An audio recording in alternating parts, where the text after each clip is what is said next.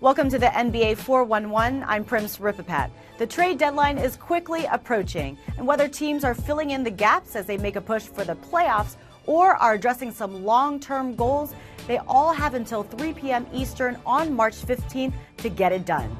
Now, some names rumored to be on the trading block: Rajon Rondo, Pau Gasol, Dwight Howard, and Chris Kaman.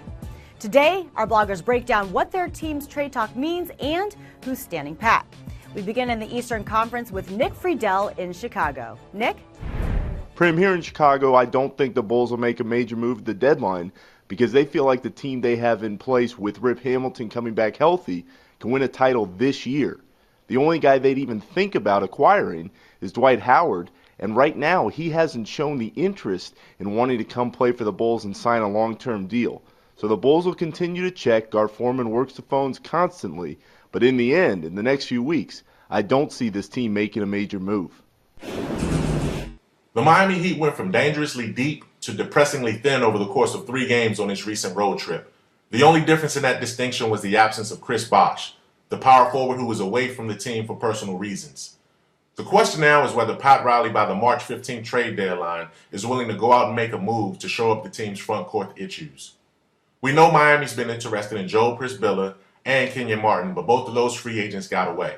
There is long-standing interest in Chris Kaman, but the Heat lack the assets, the big money players and contracts and assets to send back to pry away the big man from New Orleans. So for now, Miami's probably going to stand pat.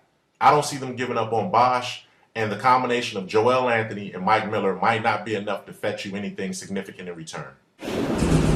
If you would have asked me 2 weeks ago whether or not the Celtics should blow it up, I would have said sure, why not? Stockpile some draft picks, get some young talent in return, and live to fight another season. But since the All-Star break, they've been playing much better, and they look poised for one final playoff push.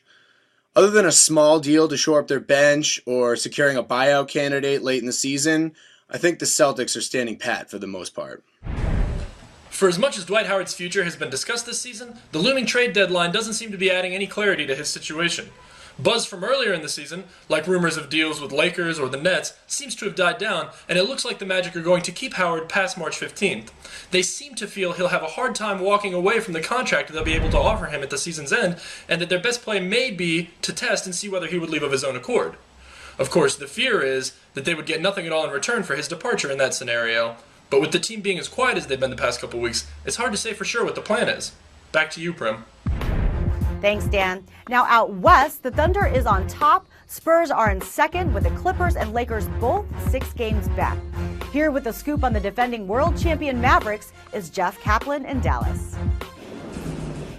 In most seasons, you'd be nuts to think that the Dallas Mavericks under Mark Cuban wouldn't be players at the NBA trade deadline. 2008, 2010, he pulled off deals that brought in key players to put around Dirk Nowitzki that eventually won the championship last season.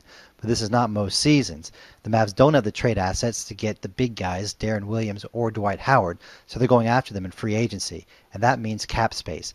Mark Cuban wants it this summer, and he's got plenty of expiring contracts. He has the amnesty still in his back pocket to use, so he will not make any deals that bring in salary past this summer. So don't expect the Mavs, even with Lamar Odom struggling, to make big deals at the trade deadline.